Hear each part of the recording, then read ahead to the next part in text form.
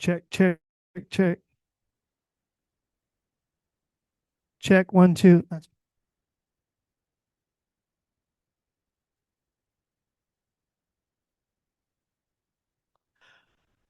Aloha. All right, we can get started. Welcome. So I'm Ken Rosenthal, Vice President of North Shore Give, and North Shore Give is doing this in collaboration with PHCA, Princeville Hanalei Community Association, which we thank. Mahalo to Brian and Patty.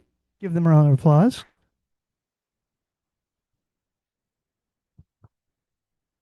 Somebody that gave me 1 minute to tell you about North Shore Give, just so you know who we are. We're a 501c3 nonprofit organization here on the North Shore. It's a community foundation, which is really what we're here for, is to solve problems on the North Shore and help in any way we can in various activities on the North Shore. So we have a few priorities that we're focused on, education being one of them. We're the ones that actually started and brought the first tuition-free school to the North Shore, which is Namahana School. Middle school, thank you. Correct me. But yes, which is now under the leadership of the Namahana Education Foundation. That's up and running as of August of this year. So next year, or the year after, they'll move to their permanent location when it's built. Oh, yes. Applause. North Shore Ready. Anybody know what that is? Anybody go last Saturday to the event at Idaho? Couple people? Yes. So North Shore Ready is all about preparedness. So as you know, we have 1 fire station, 1 police station, 2 ambulance units, and that's it on the North Shore. So we want to really be ready and prepared for when and if, and hopefully not, but disaster happens. So it's all about neighbors helping neighbors. So we do things like put on CERT, which is, anybody know what CERT is? Correct. You get whatever's back there on the counter. Community Emergency Response Team. We also do CPR and AED training and community preparedness forums like we did last Saturday at Idaho. We're also involved in what we call Gift of Health. So Makana North Shore Urgent Care is the only urgent care on the North Shore, and as you know, we don't have a hospital. So we're trying to help. And with the Gift of Health, what we're doing is a multi-year fundraising program to raise money to buy equipment and help them become bigger and better to solve problems on the North Shore. I like this applause meter. A few programs that we do. Anybody have a dog? 1 dog. North Shore Barkyard, which is the dog park in Kilauea that we started 10, 12 years ago. So that was actually our first project. We do an auction and gala every year in February. So mark your calendars for February 27th, 2027. Nice date. And then something that's near and dear to my heart is Ohana Fit Fest, which is a 5K. You got to applause for that. It is a 5K obstacle fun run and walk and 10K trail run at Idaho Community Park on Sunday, October 18th. Go online at ohanafitfest.com to register. October 18th is the event. So proceeds are going to help North Shore Elementary Schools and Namahana Schools. So it's all good stuff going back to the community. That's what we're here for. Director, Milet, and my better half. Thanks, Ken. Good evening, everyone. Thank you very much for coming and having this conversation with our mayor candidates this evening. Couple things, just I'll give you an overview of what the format will be for this forum. But first of all, just a heads up, if you currently get emergency alerts from KEMA or the county, there is a test this evening that's happening between 5:30 and 6:30. So all of your mobile devices will probably be dinging at about that time. If you can lower your volumes, that really help with not distracting our candidates here. Okay, so here's how it's going to roll this evening. When the candidates arrived, they each picked a number from 1 to 6. That is their number for the evening. 1 to 6, and that'll make sense in a moment here. So the first thing they'll do is 2 minutes of introductions for each of them. I feel like my backside is to use, and that would be rude. Okay, so they'll each have 2 minutes to introduce themselves. I will pick a number out of the box that is on that table over there. That is the sequence of the introductions that the candidates will do. So 2 minutes for their introductions. Then I will pick a number as we roll into the questions for those submitted from the audience and also from those who are joining us via Zoom. I'll pick a number, and again, that is the number of the candidate who will then answer the question that has been submitted. So we don't know what the question is at this moment. We don't know what candidate will get the question. It'll all flow fairly quickly, and you'll see how it'll roll. Yeah, it's kind of a roll the dice. So it's random, right? It's for all fairness. We are hoping to roll through so that each candidate has at least 2 to 3 questions that each of them will answer. And we are hoping we can still do this in time. So the candidates will have 2 minutes to answer the questions and then have time at the end after the Q&A to mingle. For those of us who are here in person, you can ask your questions personally to candidates if you wish, while we enjoy some light refreshments. Thank you again for coming this evening. All right, aloha.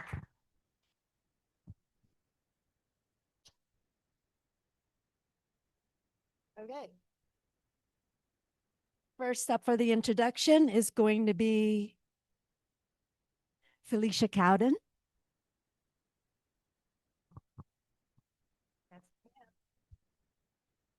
Aloha, aloha. I'm Felicia Cowden. Many of you, most of you in the room know me. We're on the North Shore. I've lived on the North Shore for 42 years. I feel like I understand a lot of the challenges that we have up here. And what most of you know, we have the hardest economy on the island, highest cost of housing, and typically the lowest average income. And we have the hardest time being able to find employees to open the bank or fix the road or whatever we need. We have that difficulty. So I'm very sensitive to how the property taxes impact us, all kinds of things like that. What you're going to find with me in my mayoralship will be a sense of abundance and grace where the government is partnering with the people again. It's less about controlling your behavior, more about how we're going to really solve the problems together. Because we usually up here run into the hard parts first. So, but what are the hard parts and what are we're all going to, you're going to hear from all of us. Our infrastructure completely needs revamping, exhausted almost all of it, from water to wastewater to sewer and solid waste. We've got to work on all of those things. Affordability of housing. In a short moment, it's hard to go through the whole list. Bernard and I were just at a place that was really good this week, looking at how we can pre-manufacture on the islands, bring houses for those additional dwelling units and simple affordable units. We have that. And then really our biggest piece is community displacement. So I think you'll hear from all of us different ways that we're going to work to have that happen. But I know that we can make it happen. Did I hit my time? No. Okay. Okay. All right. Oh, I have more. Okay. I thought I heard I was supposed to stop. You can hear from me at you can always call me to pick my card up. You got my phone number, my website, and I always show up for people. I have worked full time throughout all 8 years, out there 70 to 80 hours a week, and I will continue to be there for you.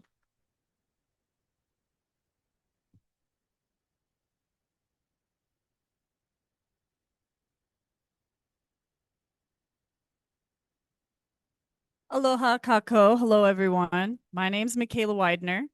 I moved to Kauai in 2015. I came from the mainland, yes. I grew up in a small town of Pawnee, Oklahoma, where we had one stoplight and there was 23 people in my graduating class. I got adopted by the Pawnee tribe there, and that didn't happen just because. It happened through action. People don't just trust somebody, you earn their trust. And I earned their trust through accomplishments that I made while I was in town. One of the things that I did when we first moved to Pawnee when I was in 8th grade was I took a Pawnee history class because I wanted to learn the history of where I lived. But little did I know that that was all about the Pawnee Nation tribe, and it was a language class. And I became the best student, and I was made an example of in front of everyone. Mr. Horse Chief stood in front of the class and he said to everybody, "Shame on you. You're going to let this white girl do better than you in your own culture? Don't you have any pride?" And he looked at me and he said, "Don't take it easy on them." So I didn't. And they also made fun of me a lot, but they respected me because I took the jokes and I went along with it. I showed humility in the moment where I needed to. And I showed leadership in the moments where I needed to. I didn't let anything stop me from accomplishing anything that I set out to accomplish. And can't tell you how many times I've heard the words, "You can't do that. You can't do that. You can't run for mayor."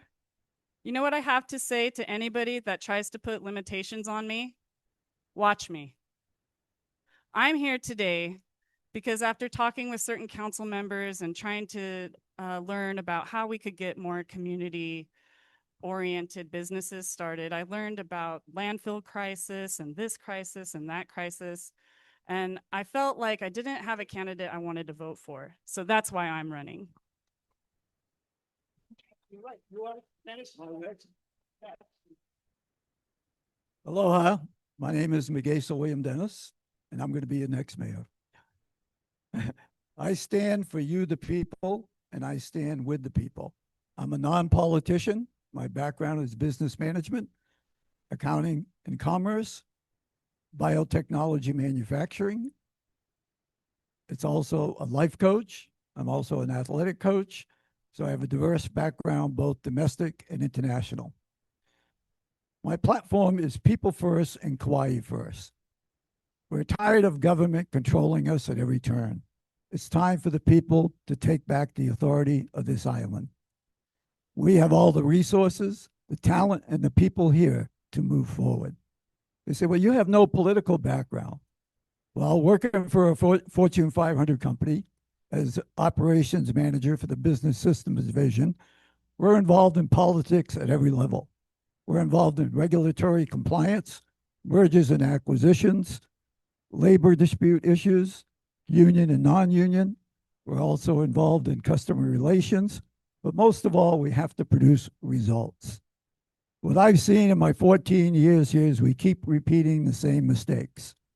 We throw money at the problem. Money is not the solution. The people are the solution.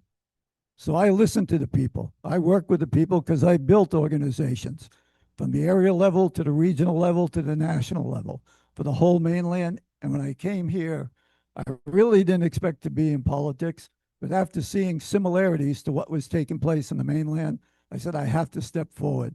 And by the grace of God, I stand before you today because I believe in decentralization. We're tired of government, like I said, running the whole show. We can break this down. We have 6 mokus on this island, 70 employers who are self-sufficient. My time's up. Thank you.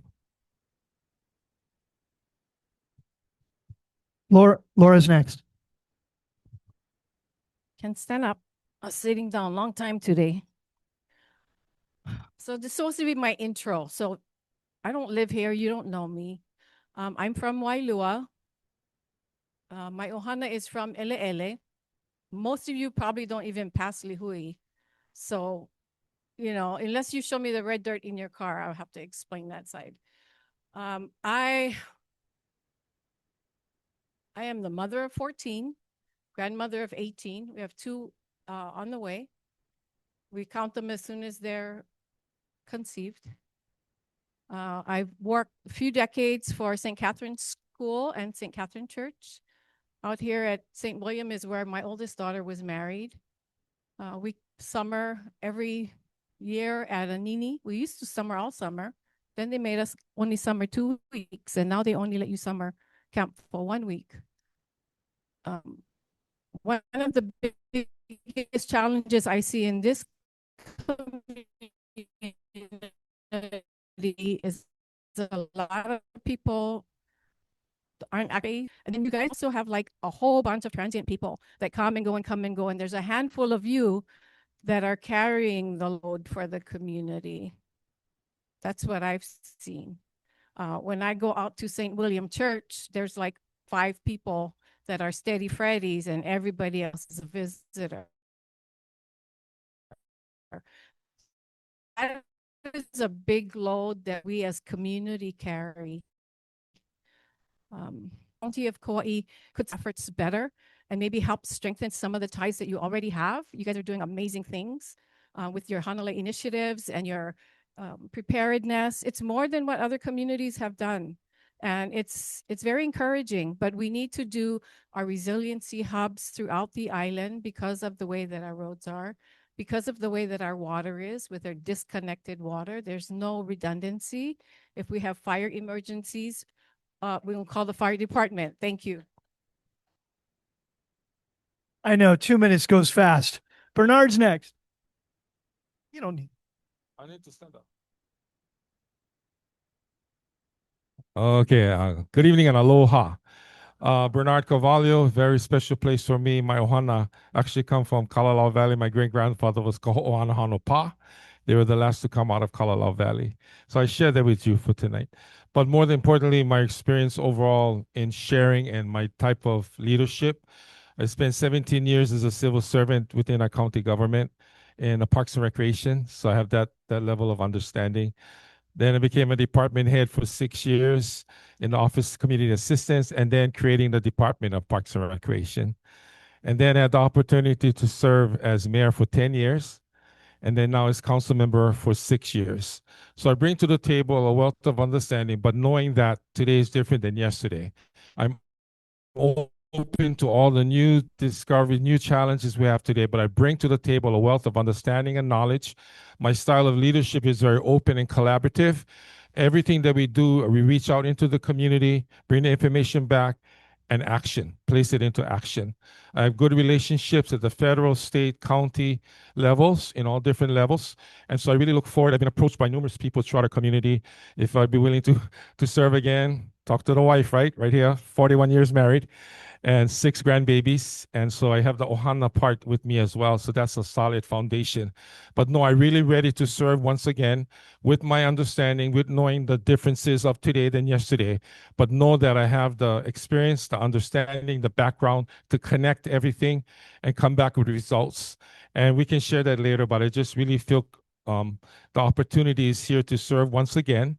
And again, we work very closely in all the different parts of our island. And I can share some of the other things that were coming up. But for me, that's where I'm at. And I look forward to serving once again and look forward to your support. Aloha.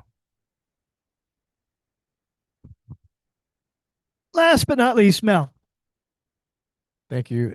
Thanks to the North Shore Give and Princeville Community Association for hosting this. And thank you all for being here. My name is Mel Rapozo, born and raised here on Kauai. My wife, Patsy, is back there, 37 years married today. Our 2 kids, one is in Portland, one is in Houston, simply because they can't afford to live here. And that's one of the reasons I've decided to run. My background is I was in law enforcement. I was a police officer here, served out here for numerous years in the Hanalei substation as a patrol officer. Then started my own business, had a private investigative firm, and a pawn shop. And then got involved in politics in 2002. I got elected to my first term 24 years ago, but this is my 18th year serving as a council. Important because the council chair gets elected by their peers. And I think that says a lot about leadership when your peers elect you unanimously as your chair. So I think that's important. Why am I running for mayor is simple. It's because there are limitations to what council members can do. We're legislative in nature, unlike many municipalities on the mainland where you have a city manager or a county manager that the council elects. or appoints.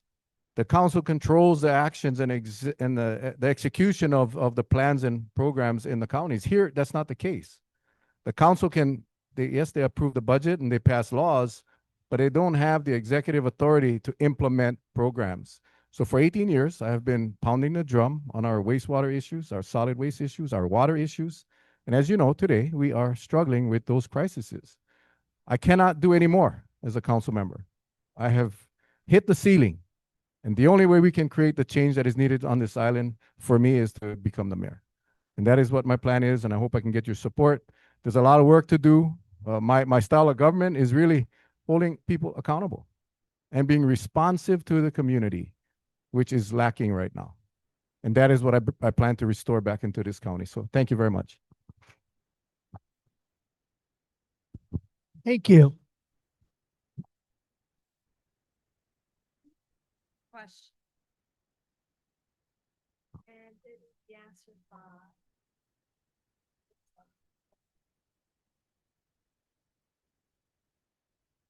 Oh, how do you plan to deal with our houseless population? We have more than one type of houseless situation. We have the homeless, we have the unemployed houseless, we have the employed houseless, and we have the kapuna. But everything stems from the economy and the cost of living. I'm surprised when Mel says the county council has no power. We pay them $490,000 a year. I would hope they'd be able to at least know the law. But during COVID, they didn't know the law. And it put 40% of our small businesses out, destroyed homes, a lot of foreclosures. So a lot of people have left the island. So to get the people back into affordable housing, we need to also change our education system, which you mentioned, add to it with project-based learning, vocational learning centers, stewardship programs, internships. And what we need is food independence and island independence. We need money not going outside. We need money to stay inside where people can afford housing. We have a population of 73,000 people. We have 31,000 homes, 2.4 people per household, right? We have a $504 million budget with $378 million goes to salaries, wages, benefits, and pensions. That only leaves $126 million for housing, infrastructure, and whatever. We need to look at that closely. We need government reform. We need budget review. We need performance accountability, and we need community awareness. So it all starts with the people staying here. We don't need to go outside. So housing can be made affordable with $100,000 homes, not $400,000. To have a $400,000 home, you have to make $120,000 or more per year per household. That's not attainable. The lowest wage is $35,000. They can't even afford a $100,000 home. Thank you. Give a 1 minute cutoff time. Warning. Bernard, as mayor, how will you delegate to your managing director? Delegating to my managing director, which is a very important role as far as I'm concerned, we're concerned. But know that the people, first of all, the internal team will have total access to my managing director. The people will have access to my manager director. The manager director, we need to know how important it is in our style of leadership is to reach out, listen, be heard. What we did in the past, we always brought our entire team out to every part of our island. I wanted our people to meet the team, meet our managing director along with all the department heads.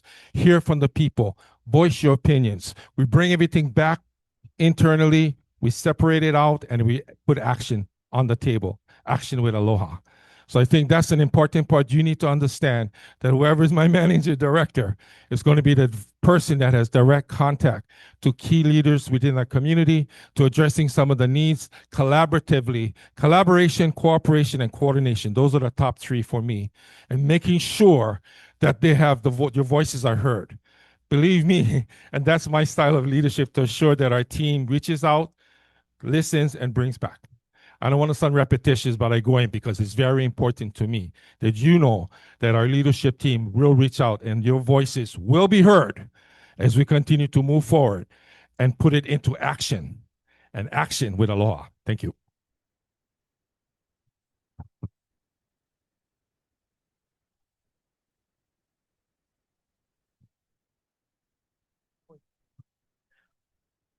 Hanalei schools enrollment and staffing challenges are largely being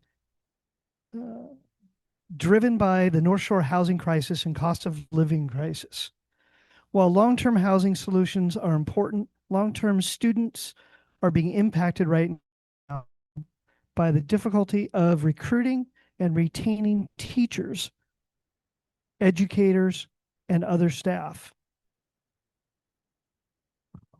Where's the question? If elected mayor, what immediate actions will you take to retain qualified educators before housing development becomes a reality? That's a really good question, and that's difficult to answer for me. I think one of the good ideas would be to help strengthening homeschooling as well. I know that there's a lot of people who want more options for homeschooling as well as private charter schools. But as far as retaining teachers because of our housing issue, that is very difficult. And I know that there are a lot of contracts through PRMF that do have support for housing and urban development. And it's about getting those contracts from PMRF into our local general contractors' hands. And I would have to work with county council on zoning on the North Shore because it is very restrictive if we wanted to try to get housing, more housing for people in that area. I think another thing that we can do is maybe try to petition the state about what our Airbnb rules are. I think if a lot more renters could do Airbnb, that would keep people in homes longer. And that would also give teachers who are looking for jobs out here somewhere to live that's affordable. And it's really just looking at all of these laws that we have through the state and seeing what we can do to relax some of those laws to help people be able to afford to live out here, especially on the North Shore, where zoning is very limited. And I think that could maybe be our best effort is we're going to have to get very creative about how we want to solve these issues. There's no black or white way, but there are certain loopholes that we could take advantage of or that we can create. Thank you.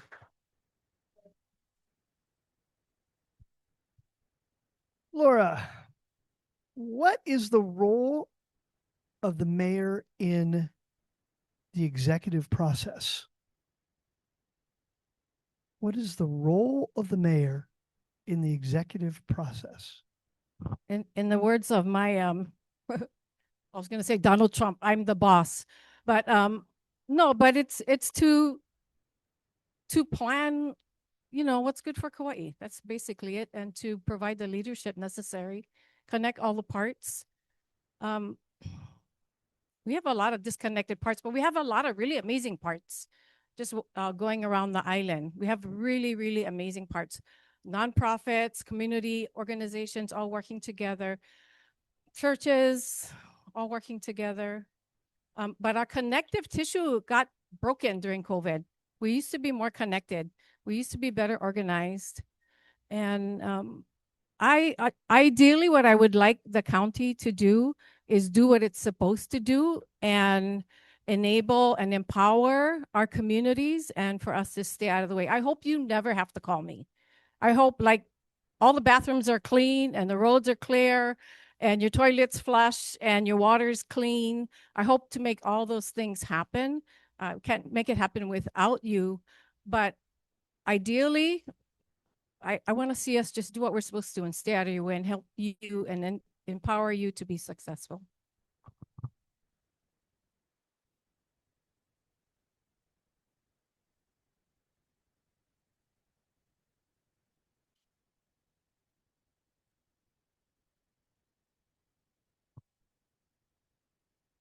Felicia, in what way are you protecting Voter Rights Act? I'm Felicia Cowden. Thank you for that question. It's a little bit open. I think that that might be addressing the fact that we had some voting irregularities since we've had the mail-in ballots. And so that is a very big concern. I have watched the Elections Commission's meetings. I've paid attention to what is happening. It's a little tough as an elected official. Is that the alert? No.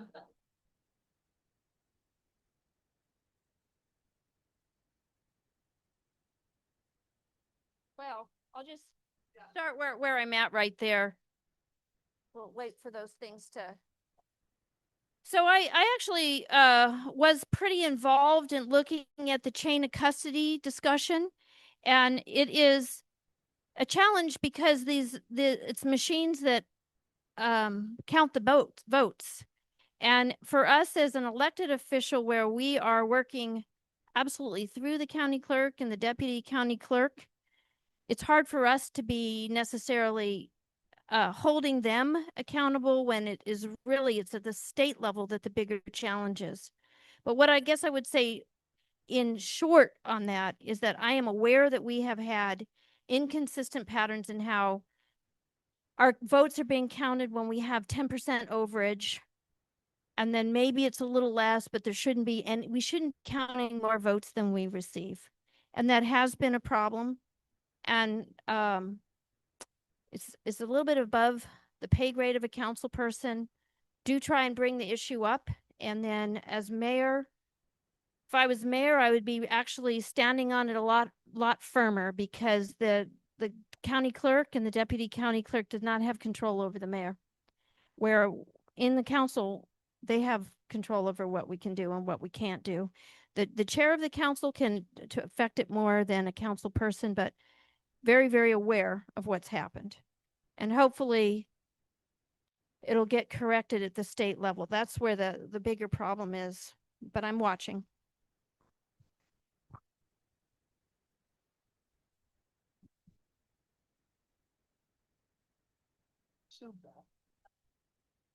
Okay, Mel. Economy and jobs. Beyond tourism, what industry or economic opportunity should Kauai prioritize to create more local jobs? Thank you. Good question. The obvious answer, the low-hanging fruit is ag. I mean, agriculture. I think we have the land, we have the history, the culture. That is one that I am seriously considering creating our own Department of Ag in the county level, because we need that energy and resources applied to that. The other industry that is what I consider one that we are not taking advantage of is the film industry.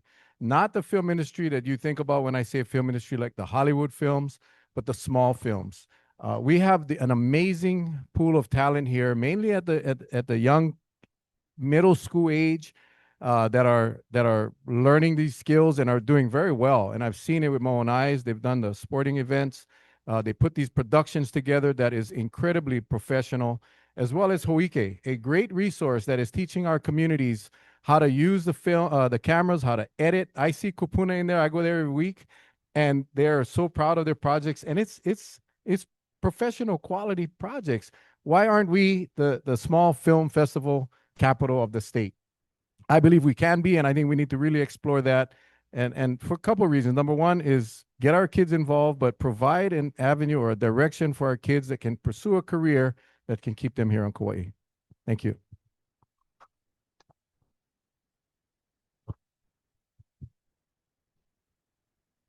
Round two. Felicia, what are your key strengths as a candidate? Thank you for that question. I would say my key strengths, Felicia Cowden, my key strengths are having more time in the private sector than I've had in the public sector. This is my 8th year as an elected official, so I've had enough time to really be able to experience what it is being in government, working with the federal government. We do a lot with the National Association of Counties, so state, federal, and local I have direct experience with as an elected official. My early background was in engineering. most of you probably know Hanalei Surf Company. That was a business that I was deeply involved with and had ownership in for 18 years. I've also been a teacher, and then I've worked somewhat with the courts, not nearly as much as we have Pastor Rapozo in the back here, so it's pretty awesome with that. But I've taught school 5 years. I have a lot of oversight on the different layers of what's here. And so I believe, especially as a former business owner, that I understand all these hurdles that are so difficult to make it through. And Megeso had brought up the COVID window. That was incredibly challenging and painful for business without really any opportunity for feedback. As mayor, I would have handled that quite a bit differently. And I saw, you're going to see, I really support small business. No problem with the big boxes, but they were allowed to be open when all the little small boxes had to close, and some too many very permanently. So I will have a lot of direct experience that way. And you know, I care so much about the island, and I say my leadership style is people first leadership. And most of you know my phone is always answered, and I will always be there for you.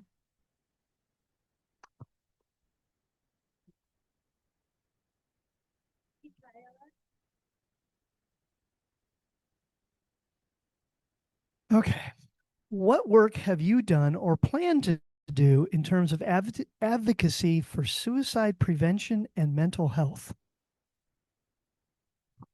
I have a complex answer for that. And having spoken with the community, there is a huge want for more comprehensive mental health facilities out here. Now, one of the things that I've been talking about are community gardens, and what does that have to do with suicide prevention?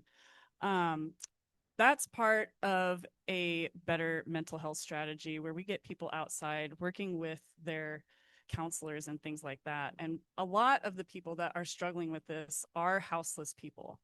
And part of my plan is instigating a circular closed loop economy. So that involves a lot of infrastructure and community development. And that's going to include tiny homes for the houseless with community gardens that are municipally owned, with municipal grocery stores and commercial kitchens, and residential pickup and recycling. And all of these things, they have to work together. You can't just have one. You need all of this. And that goes in line with these programs. So when we have this program for our houseless, that includes mental health and counseling, you need to give people a path where they feel connected and they're brought back into society. A lot of people, myself included, I didn't see my family for about 8 years. I definitely know what it's like to go through depression. And I'm sure that there's many of you in here that know somebody who's either survived domestic abuse or alcoholism or drug abuse, or you're related to somebody, or you have a friend or somebody that's been through that. And a lot of that stems from trauma. So this system that we're in creates trauma, and we're trying to address it at the source.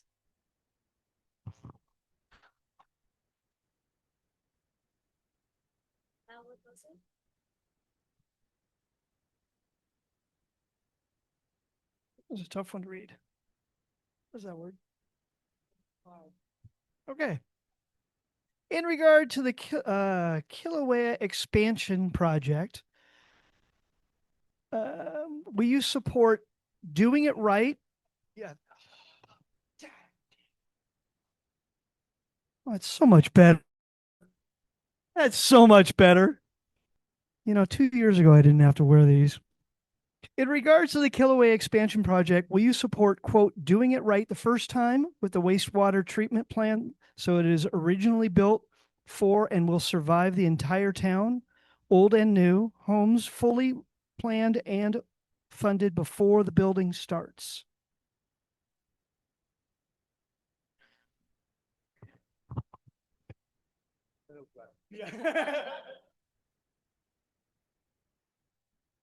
Yeah, that's kind of like a two-part question.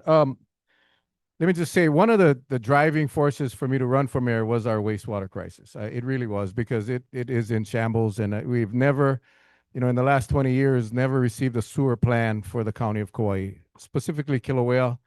I don't think you can build the sewer or the wastewater treatment plant before you start building the construction of the property. I mean, it goes hand in hand. It's a parallel project. But I definitely agree and support, we got to do it right the first time. We're struggling with some projects right now on other parts of the island where we use a lot of Band-Aids rather than fixing the problem correctly to avoid the future emergency funding requests for the Band-Aids. So absolutely support doing it right the first time.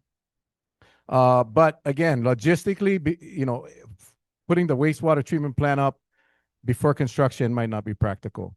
But I do agree that when we design a wastewater treatment plant for a facility like the expansion in Kilauea, that we should be taking that opportunity to provide a treatment plant that's going to service much more than the expansion project and the entire Kilauea community as well. Do it right the first time. Absolutely. Thank you.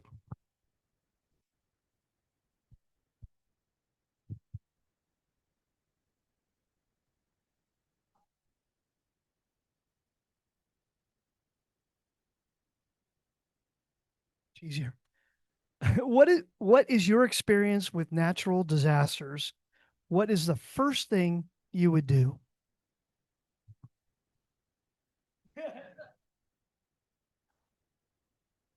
As you all know, we've had our share of natural disasters, and I was involved directly in that right here on this side of our beautiful island.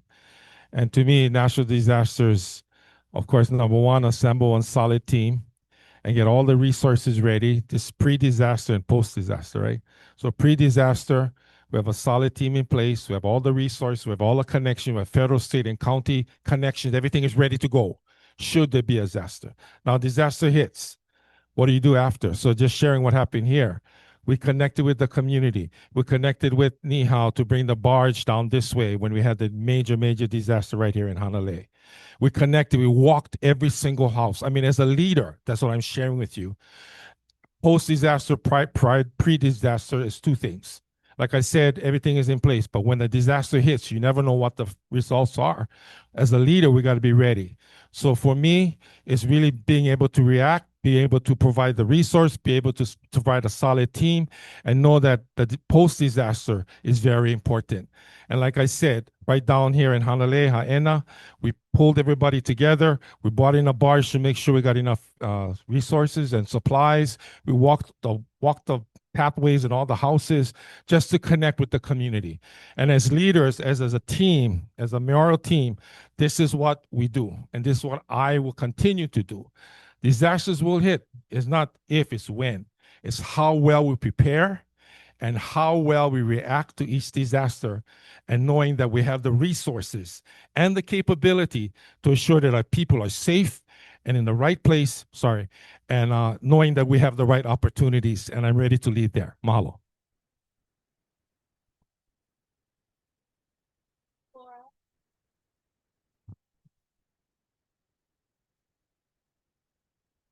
Cocoa palms.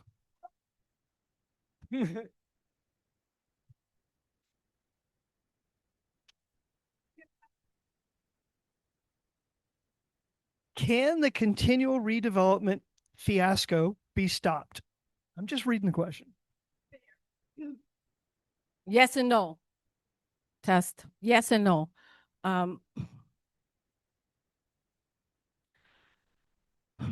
Kauai has a really bad habit of not paying attention to meetings, not showing up for meetings. And then when something starts, they beat the drum and it's like, when did this happen? Who approved this? How come? My disaster experience began in Iniki. I'm a certified disaster person, which doesn't sound right. I probably said that wrong. But there's private property rights. There's things. But so much has been allowed to continue and continue and continue. And it becomes like a legal, cultural pot of shit is basically what it is. And now somebody just put the burner on full blast because they got an additional $432 million. And now they're projecting that they're going to slam it through. Once upon a time, it was a beautiful resort. We get chance for Hita tourists crossing the highway every day. There's a lot of things that need to be addressed. Ideally, I wish we bought it after the hurricane, the county. I wish we bought it, turned it into a Hawaiian Cultural Park. Members of my family were there and almost got arrested. Members of my family were on the people with the marshals coming to arrest them. So I get it. I get it all around all the sides. And it is very complicated. I think as a government and as a people, we can come together. We can sit at the table with them and figure out what is the best way forward. Can we stop it? I don't think so. We've tried that for decades. But we can come together. Pow. No flat my tires.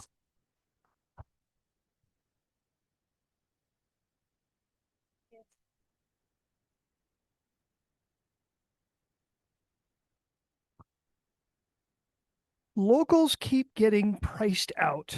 Why hasn't been price fixed yet? I'm not sure that makes any sense. And what is your plan actually different than just talking? That's a great question. Thank you. The reason the locals are getting priced out is because it's systematic. When the United Nations came and took control of our government in 2018, under the International Council for Local Environmental Initiatives, we lost our cultural identity. Everything has been under the control of the United Nations since then. They even have mayoral councils take place in Europe, where each mayor can go and give our whole data plan to the United Nations. We don't need outside help. We need our people to stay here. And we do that, as I said before, by developing our decentralized system. Just look at the MOKU concept. If we decentralized our waste management, for example, our landfill, we could alleviate a lot of pressure. We have 93,000 tons of waste. 35,000 is residential. So if we went to MOKU systems, we could develop MOKU resilient centers, wastewater centers, as well as disaster recovery centers, all in one place. So when you talk about disaster recovery and that, this will put people to work. It would employ about 70 people. We would use those Kaputa councils. Then we would use the Konahiki to manage the Ahapua'a system, which takes the forestry, the fisheries, and the wastewater and that. Then we break it down to neighborhood centers and even the homeowner. So when we look at the whole picture, we can employ people, put money in their pocket so they're not being priced out. And we become food independent and island independent. So we bring in business from outside that's going to improve your quality of life, not the stakeholders' quality of life, your quality of life. And that goes down. The foundation is the people. So we build from the people on up. And that'll put more money in everyone's pocket, make it affordable for them to stay here as well. Thank you. Who wants round three?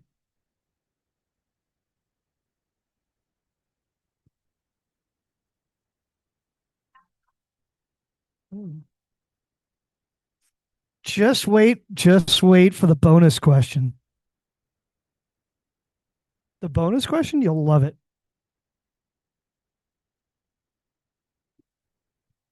All right, Mel. Oh, this is okay. What investments would you plan to make in our community parks and recreational areas? Is it possible to add shade over playgrounds? Everything is possible if you got the money. That's just kind of what it boils down to. I think first step is getting a parks director that has the capacity and the ability to have the vision of a comprehensive long-range park improvement plan. I think that is what's lacking. We are basically status quo going on, and again, putting the band-aids over these facilities. I just had a text about a brand new playground that was put up in Kekaha that I was told, I haven't gone out there yet, that is dangerous for the keiki. I plan to go out there this week. It is all about planning.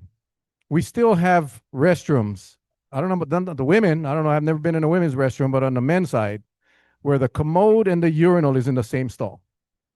What engineer would do that? And why, even after, as a council member, I've asked Parks to fix this in various administrations, why has that not been fixed? Because it's not a priority. So the Parks director is going to be, as Bernard said, his managing director is going to be rah, rah, rah. My Parks director is going to be busy. And he's going to have the competence and the desire to have a work ethic equal or more than mine, which is high, and be able to come up with these planning solutions for our restrooms across the island and playgrounds. It is simply lacking right now, and that is one of the areas on my priority list, but that comes with hiring the right people that can do the job. Thank you.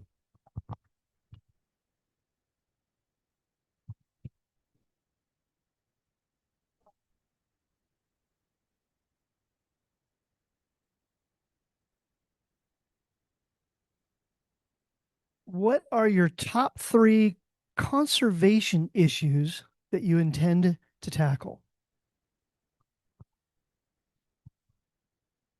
Conservation hasn't really been my main focus. My main focus has been just keeping people alive and trying to keep them safe. There's a lot of conservation land that could be better managed, certainly. There's a lot of area that we use that's not conservation per se, that we just need to take better care of. But as far as priorities, I think we need to focus on getting people fed. We have over 30% food insecurity.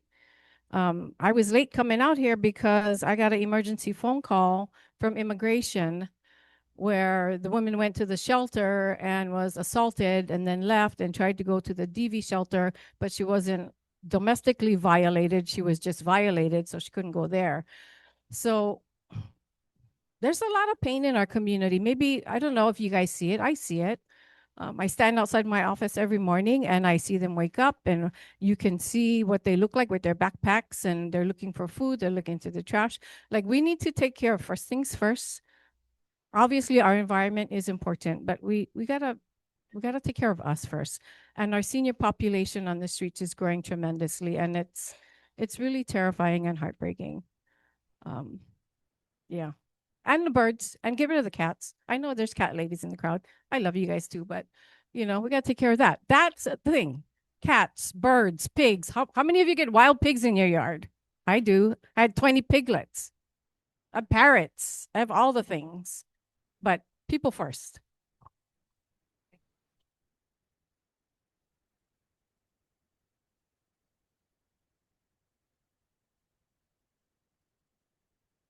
A general question. What is the biggest challenge to our county that you will begin to tackle on day 1? And how will you specifically achieve success in meetings that challenge? Obviously, well, the big challenge for all of us is housing and ensuring that we tackle the housing crisis on our island. I can share that in my past experience, Kolopur right here, we worked on that. It's done. Kaniko'o, the senior housing project in Dihui, Kauaʻi in Koloa, and Limaola in Eleele. So my point is we have an experience in working close with our community. Housing is a big, big concern. And I think we've addressing all the different levels of housing, whether it be low-income housing, but we're not getting to that gap housing where our kids can stay home. I think the gap housing part we need to talk about and really look into, because a lot of there's a high end, there's a low income, but then there's a gap housing that our kids don't have to move away. Like we talked with Mel, right, Brother Mel? So things like that we need to look at overall. But housing to me is just a big, big part, and I'm willing to do what we need to do to reevaluate where we're at, look at the existing projects, look at future projects, but hone in for me on gap housing to ensure that we at least have that opportunity. So that level, so our kids who are working, they're not low income, they're not high income, they're just right there. But they want to stay home. They don't want to move on. And that to me is a big part. So the resources for gap housing is different. So we got to really be creative and get the right people at the table with the right mind, the right thinking, the right understanding, and get it done. And I think that's the big part. Malo.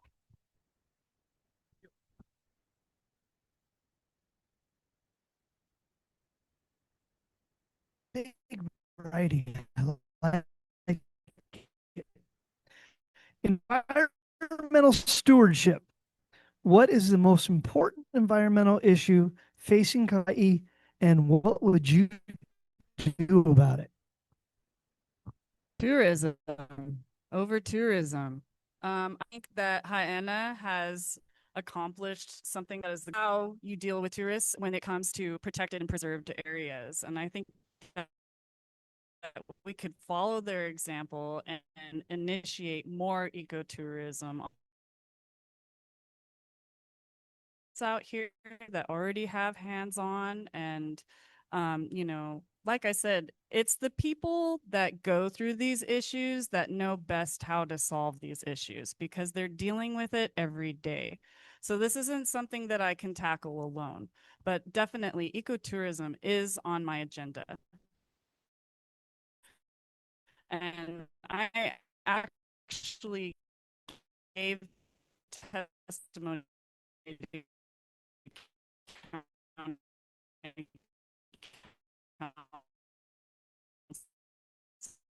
when it came to cocoa palms. It's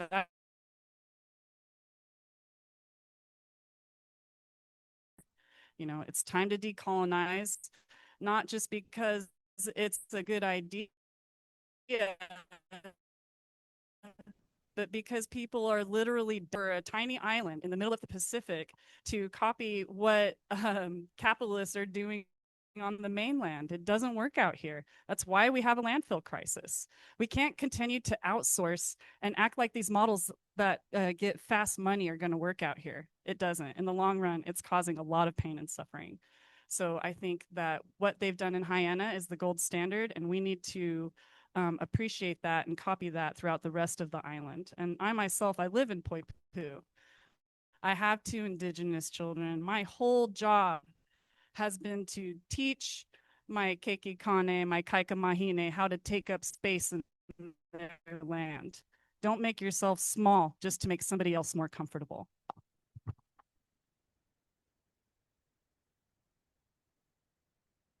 Infrastructure and traffic. What county infrastructure should be the highest priority over the next 4 years, and why?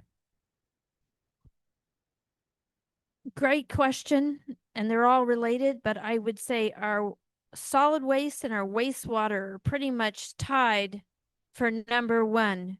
We absolutely have to deal with it. We have toxicity in the ocean. We have a lot of incredible problems as we have these big spills that are happening from the inundation and inflow into the pipes, overwhelming the areas. So both of those are really critical, but you also asked for traffic.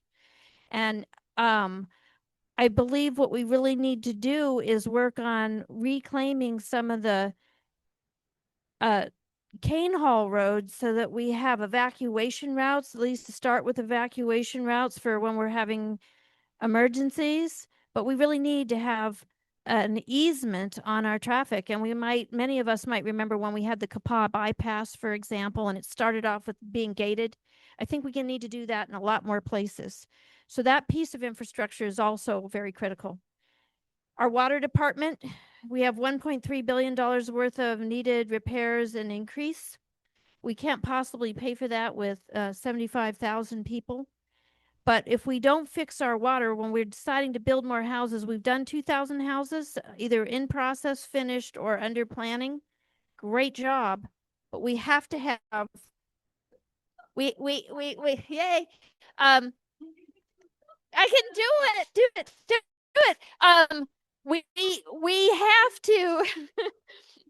We have to, we have to put our water in there before we keep building, because if we keep building without enough fresh water, we have like Kilauea, with all the rain we get, is still a water restricted area.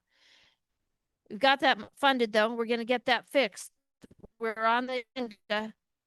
But so all of the 5 of those things are very, very important. Number one,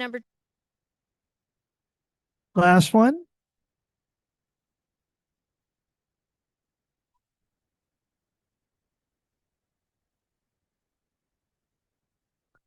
Last one of round 3 in healthcare. North Shore residents face unique challenges accessing healthcare due to distant local services. What role should the county government play in improving healthcare across Kauai? Well, that's a great question. Healthcare is a real issue, but we also need different types of healthcare beyond the hospital care. We need more natural paths. We have the natural medicines right here on this island. We talk about cocoa palms, that's a natural medicine haven. We should grow more natural medicines. As far as getting people to and from these appointments, we do need more mental health facilities in the area. We need drug rehabilitation facilities. We need Kapuna healthcare as well. So the county is only a small vehicle because the state really controls a lot of the healthcare and what's taking place. And the healthcare, again, is being overmanaged and overseen by the United Nations. We are not the United Nations. We're Kauai. We've never been here. We have the natural medicines. We have the natural systems. We do not need outside help. Everybody's looking for government to fund everything. We go and ask for more money consistently. It's not about money. It's about managing our resources properly. Just in the disaster recovery, in the Moku micro waste management systems, we could do 6 MOCOs for $125 million and eliminate the whole landfill problem, except for hazardous waste. So we just got to be smarter in what we do, smarter management, and look at each district independently. So what happens here in this MOCU is different than what happens in Kaloa, or is different what happens in Puna. Even with disasters, each one is different. Some are more susceptible to flooding. The point is we have to be more self-sufficient. And that means taking back control of the government so we can handle not only healthcare, but all our issues right here. Thank you. All right. So since I rode my scooter and it's raining, we have to stay longer because I can't ride my scooter home in the rain. So lightning round. One question, multiple choice. October 18th is Ohana Fit Fest. Are you going to walk or run the 5K or run the 10K?